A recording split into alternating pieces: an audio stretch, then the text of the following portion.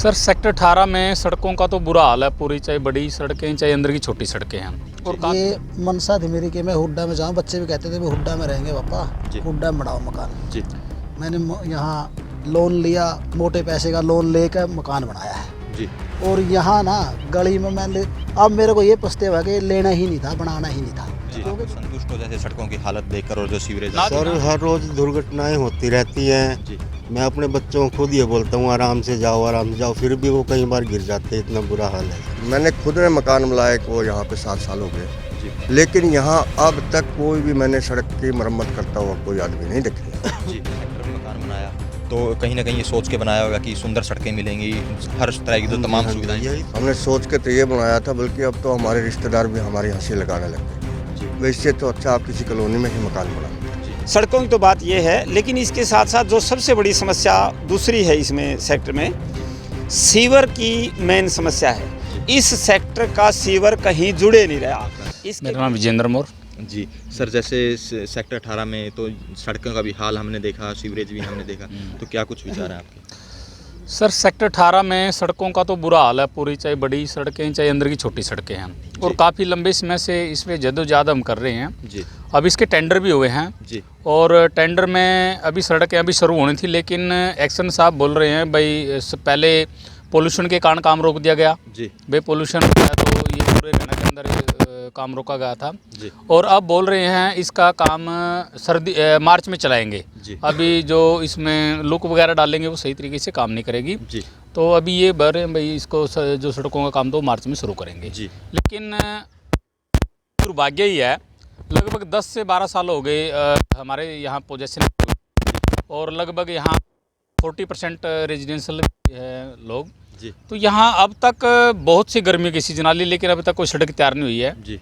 चलो अभी वेट है, देखते हैं मार्च में या कोई इसके लिए बड़ा। तो क्या आप संतुष्ट हो जैसे सड़कों की हालत देखकर और जो सीवरेज? ना जी ना संतुष्ट कहाँ जी, यहाँ तो चोटें लगती हैं, यहाँ स्कूटी वाले बच्चे आते हैं गिर जाते हैं, गाड़ियाँ नहीं चलने के लायक ये सड़क है, स्कूटी और मोटरसाइकिल तो कहाँ चलेंगे, आदमी पैदल नहीं घूम सकता। आपने देखा होगा पूरे इसमें गड्ढे कितने हैं, पूरा अब पानी पूरा भरा रहता है इन गड्ढों में।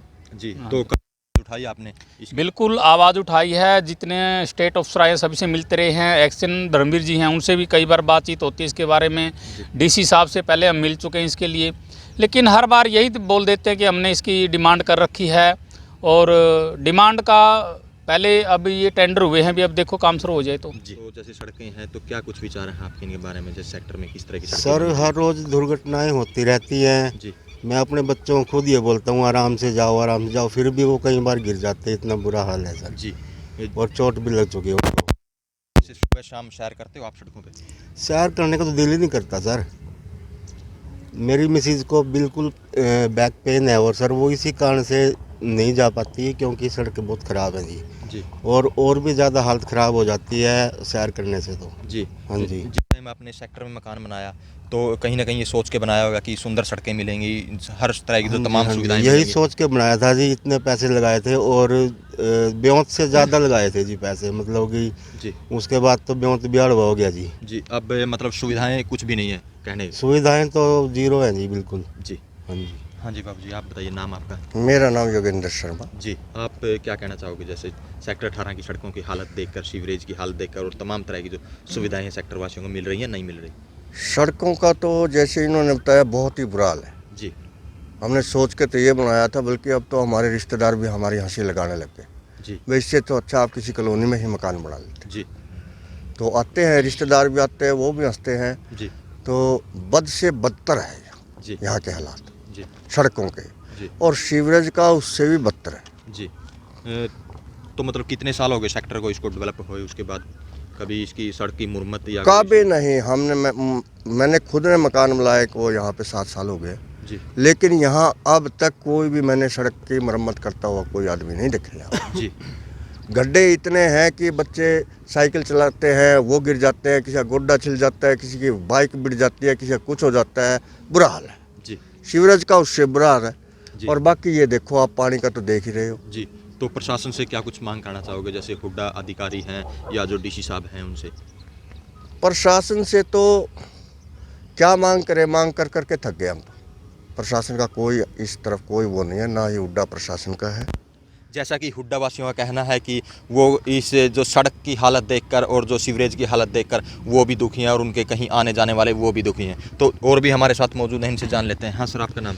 मेरा नाम बलबीर सिंह है जी। जी यहीं पहले मैं डिफेंस कॉलोनी में रहता था। जी ये मनसा थी मेरी कि मैं हुड्डा में जाऊँ। बच्चे भी कहते थे भी हुड्डा में रहेंगे पापा, जी। हुड्डा में बनाओ मकान। जी मैंने यहाँ लोन लिया, मोटे पैसे का लोन लेकर मकान बनाया है। जी और यहाँ ना गली में मैंने, अब मेरे को ये पछतावा है कि लेना ही नहीं था, बनाना ही नहीं था। जी। क्योंकि डिफेंस कॉलोनी में बहुत अच्छी गलियाँ हैं, जी बहुत खुली भी हैं, जी वहाँ काम भी हो रहे हैं, सीवरेज भी अच्छे हैं। जी यहाँ तो कोई सीवरेज नाम की चीज़ नहीं है। जी सड़कों में इतने गड्ढे हैं। जी जैसे मोर साहब बता रहे थे, अंकल जी बता रहे थे कि भाई इंसिडेंट होते रहते हैं, जी लगातार ऐसे चल रहा है कि कोई किसी सड़क पर निकल जाओ, सभी बजरी है, जी। बजरी रुलती फिरती रहे, इस पे गड्ढे लगातार। मैंने प्रशासन से मांग भी करी है लोगों ने, जी। और हम भी गए हैं 1-2 बार, डीसी साहब से मिलने भी गए हैं। जी। वहाँ कोई इतनी सुनाई नहीं है, सुख आश्वासन देते हैं। जी गुरु जी, आप बताइए सर।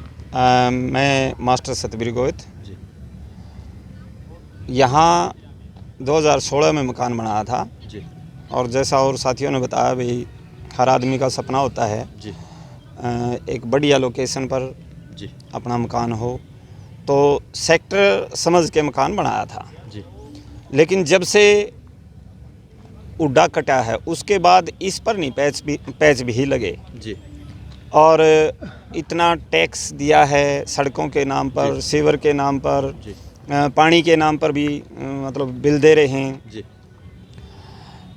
सड़कों का तो जो हाल है वो है ही, बार बार आवाज़ उठाई। अब जी। कहते हैं कि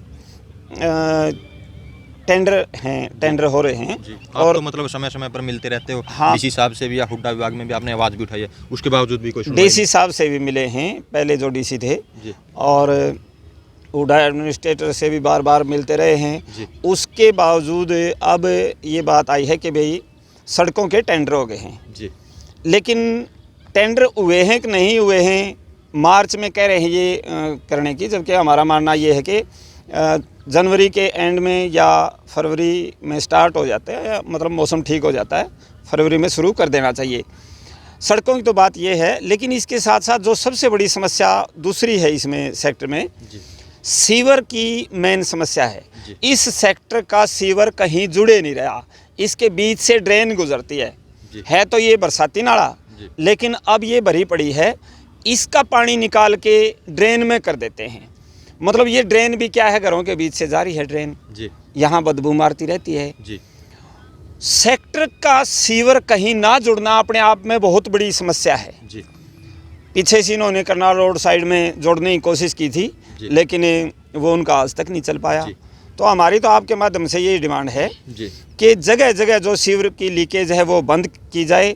असल तो बंद क्या करेंगे, सीवर की लाइन ही डंप हैं बहुत सी जगह, जी तो ये तो असल तो दोबारा से ही सीवर डले, तब जाके सीवर चल सकता है। जी सर, वरना जी ज्यों मकान बन रहे हैं, बढ़ रही है आबादी, जी त्यों समस्या और बढ़ रही है। पानी कहीं निकासी है नहीं, थोड़ा बहुत ये ड्रेन में निकाल देते हैं, उससे कोई समस्या का समाधान नहीं।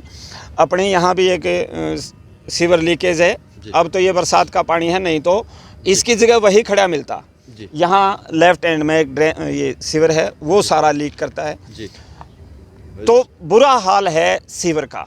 तो ये थी हुड्डा सेक्टर 18 वासियों की आवाज़। आपने तस्वीरों में आप साफ देख भी रहे हैं कि किस तरह की जो हमने वास्तविकता आपको दिखा रहे हैं हुड्डा सेक्टर 18 की सड़कों की और जो सीवरेज है उसकी। तो हुड्डा वासियों का साफ तौर पर कहना है कि अगर जल्द ही इनकी समस्या का समाधान नहीं हुआ तो ये कोई ना कोई ठोस कदम उठाएंगे, जिसकी जिम्मेवारी प्रशासन की होगी।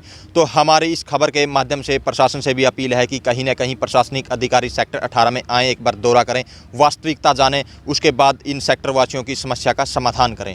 तो इस वीडियो को ज़्यादा से ज़्यादा शेयर करें, लाइक करें, कमेंट करें, ताकि ज़्यादा से ज़्यादा लोगों तक यह मैसेज पहुंच सके।